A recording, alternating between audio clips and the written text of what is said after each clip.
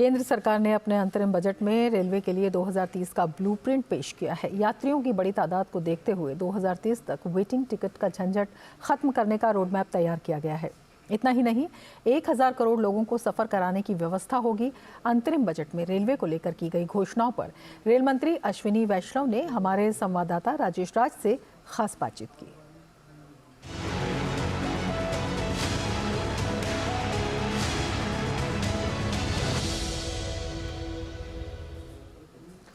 एक ज़माना था जब रेल बजट और आम बजट को लोक लुभावन तरीके से पेश किया जाता था और साल अगर चुनावी हो तो वायदों की झड़ी लग जाती थी और पिटारा खोल दिया जाता था, दनादन रेलगाड़ियों का ऐलान होता था। लेकिन 2024 के आम बजट पर, या यूँ कहें कि हम अंतरिम बजट पर अगर नज़र डालें तो यहाँ बुनियादी ढांचे को मजबूत करने पर जोर दिया गया है। लोक लुभावन बजट क्यों नहीं पेश किया गया, इसका जवाब देंगे हमारे साथ रेल मंत्री अश्विनी वैष्णव, जो अभी बातचीत के लिए मौजूद हैं डीडी न्यूज़ से एक्सक्लूसिव। वैष्णव साहब, लोक लुभावन बजट क्यों नहीं? ये जो इंफ्रास्ट्रक्चर को मजबूत करने की दिशा में आप आगे बढ़ रहे हैं। देखिए, पिछले 10 वर्षों में मोदी जी ने एक समावेशी इंक्लूसिव ग्रोथ का एक नया मॉडल विश्व के सामने रखा है। विश्व के सामने ऐसा कोई एग्जाम्पल नहीं है जिसमें 80 करोड़ लोगों को जब जहाँ ज़रूरत है वहाँ पे मुफ्त राशन दिया जाए। विश्व में ऐसा कोई देश नहीं जहाँ पे 11 करोड़ लोगों को पीएम उज्ज्वला के अंतर्गत गैस के कनेक्शन दिए गए, 4 करोड़ लोगों को पक्के आवास दिए गए। मोदी जी ने बहुत ही फोकस्ड वे में चुनावों को दरकिनार रखते हुए राष्ट्र प्रथम सदैव प्रथम की भावना के साथ सारी अपनी पॉलिसी, सारी अपनी नीतियाँ, सारे बजट इस तरह से बनाए, राष्ट्र के लिए क्या ज़रूरत है उस पर फोकस करो।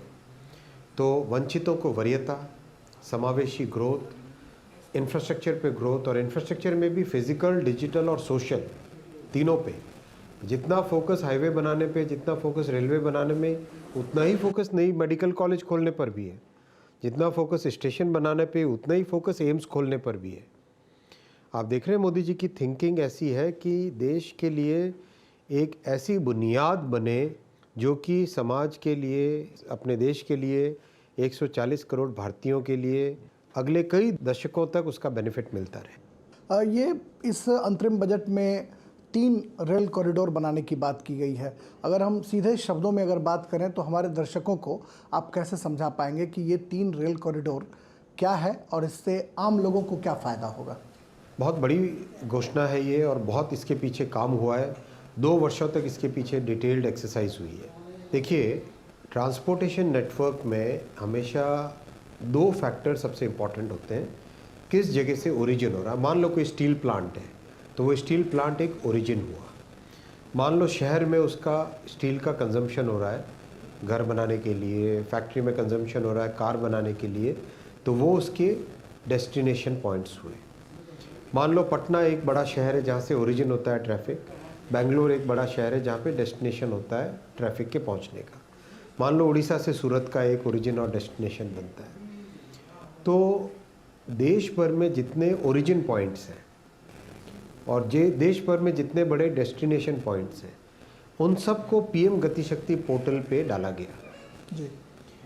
देश का जो एग्जिस्टिंग रेलवे नेटवर्क है, हाईवे नेटवर्क है, एयर नेटवर्क है, उस सबको पीएम गतिशक्ति में एनालाइज किया गया। उसके बेसिस पे किस जगह किस चीज़ का सबसे अधिक उपयोग हो।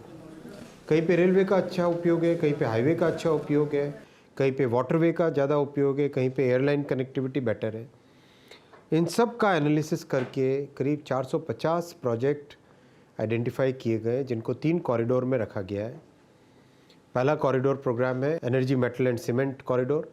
दूसरा है पोर्ट कनेक्टिविटी, रेल सागर जिसका नाम हम दे रहे हैं, जिसको रेल सागर कहा जा रहा है। तीसरा है हाई ट्रैफिक डेंसिटी वाले कॉरिडोर्स। देश का नेटवर्क है चतुर्भुज के शेप में जी। तो जैसे स्वर्ण चतुर्भुज के नाम से हाईवे बने थे, वैसे ही मोदी जी रेलवे के इस चतुर्भुज को एक टोटली नए लेवल पे, नए कैपेसिटी पे लेके आ रहे हैं। इन तीनों कॉरिडोर्स में करीब 40,000 किलोमीटर के नए ट्रैक बनेंगे। 40,000 किलोमीटर का मतलब समझिए जर्मनी का जितना नेटवर्क है वो सारा का सारा नेटवर्क देश में जोड़ा जाएगा। और पिछले 10 वर्षों में ऑलरेडी 26,000 किलोमीटर जोड़े गए हैं। ऑलरेडी मोदी जी ने बहुत बड़ा कैपेसिटी बढ़ाया है। पिछले साल जैसे 5,200 किलोमीटर जोड़े, यानी मानो एक स्विट्ज़रलैंड का नेटवर्क जोड़ दिया गया। इस साल 5,500 किलोमीटर जोड़े जा रहे हैं, एक और स्विट्ज़रलैंड का नेटवर्क जोड़ा गया। तो अब जर्मनी के नेटवर्क को जोड़ने की पूरी प्लानिंग है, बहुत बड़ा इससे फ़ायदा होगा। सबसे बड़ा आम नागरिक की भाषा में अगर बात करें हम, आज करीब 700 करोड़ पैसेंजर्स को रेलवे यात्रा करवाती है। जी, इसको 1000 करोड़ तक लेके जाना है, यानी वेटिंग लिस्ट को ख़त्म कर देना है। 2030-2031 वाले कालखंड में वेटिंग लिस्ट ज़ीरो हो जानी चाहिए। आज 1500 मिलियन टन कार्गो लेके जाती रेलवे, इसको 3000 मिलियन टन तक लेके जाना है 2030 तक। तो बहुत बड़ा फ़र्क पड़ेगा। रेलवे से 90% पॉल्यूशन कम होता है। जी, कार्बन डाइऑक्साइड के जो एमिशंस है 90% कम है। तो रेलवे बहुत ही क्लीन मोड ऑफ ट्रांसपोर्टेशन है। इसीलिए मोदी जी ने बहुत फोकस करके बहुत बड़ी एक डिटेल्ड साइंटिफिक एक्सरसाइज करवा के ये 3 कॉरिडोर का प्रोग्राम बनाया। 40,000 कोचेज़ को चेंज करने की बात हो रही है कि उसको वंदे भारत की तर्ज पर बदला जाएगा। उससे लगता है कि ट्रेन का जो है वो कायाकल्प हो जाएगा। बिल्कुल। यात्रा में आज मोदी जी ने 2 नए प्रकार की ट्रेन लाए हैं, वंदे भारत ट्रेन, अमृत भारत ट्रेन। वंदे भारत और तीसरी नमो भारत ट्रेन। वंदे भारत ट्रेन और अमृत भारत ट्रेन के अनुभव से जो सीखने को मिला है, उसके हिसाब से करीब 40,000 कोच ऐसे हैं जिसकी लाइफ अभी भी काफ़ी वर्ष तक है। उनको अपग्रेड किया जा सकता है। जैसे 2 कोच को जोड़ने वाली टेक्नोलॉजी है, उसको कपलर बोलते हैं। जी, कपलर की टेक्नोलॉजी 1970 के आसपास की है, तो बहुत झटके लगते हैं, कभी नोटिस करेंगे आप। तो कैसे उस कपलर टेक्नोलॉजी को चेंज करके नए आज की टेक्नोलॉजी के सेमी परमानेंट कपलर्स लगाएं जिससे कि झटके न लगे। कैसे टॉयलेट्स को और बेहतर बनाएं, एयरक्राफ्ट की तरह ऐसे टॉयलेट्स बने जो पूरे फुल्ली मोल्डेड हो और अच्छी क्वालिटी के बने। चार्जिंग पॉइंट्स कैसे हो, वेंटिलेशन कैसे हो, एसी कोच है उनकी एयर कंडीशनिंग कैसे बेटर हो, सिस्टम ब्रेक सिस्टम कैसे बेटर हो, इन सब चीज़ों पे काम करके अपग्रेड किए जाएंगे।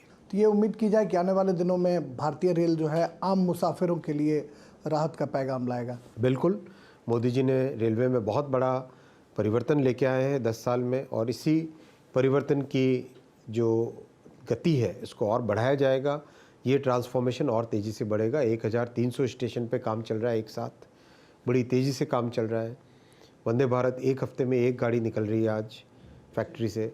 2 अमृत भारत ट्रेन के अनुभव के आधार पे और अमृत भारत ट्रेन बनने की तैयारी चल रही है। तो वंदे भारत स्लीपर आने वाली है, वंदे भारत मेट्रो आने वाली है। जी, तो इन सब से रेलवे का पूरा एक नया रेलवे आप देखेंगे। विकसित भारत की मोदी जी की जो कल्पना है, जो उनका संकल्प है, उस संकल्प के आधार पे नई रेलवे विकसित भारत की तैयारी के लिए बनेगी। आखिरी सवाल कि आत्मनिर्भर भारत और मेक इन इंडिया का बेजोड़ नमूना है आपके जो लोकोमोटिव्स हिंदुस्तान में बन रहे हैं, जिसमें बिहार का मधेपुरा जो है वो बहुत पावरफुल इंजन तैयार कर रहा है।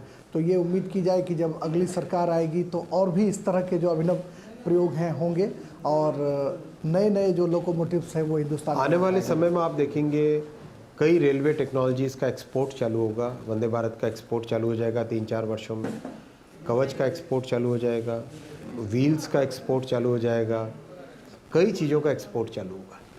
चलिए, बहुत शुक्रिया धन्यवाद। डीडी न्यूज़ से बातचीत के लिए बहुत बहुत शुक्रिया। रेल मंत्री अश्विनी वैष्णव, जिनका साफ ये मानना है कि आने वाले दिनों में भारतीय रेल आम मुसाफिरों के लिए और भी बेहतर सुविधा मुहैया कराएगी।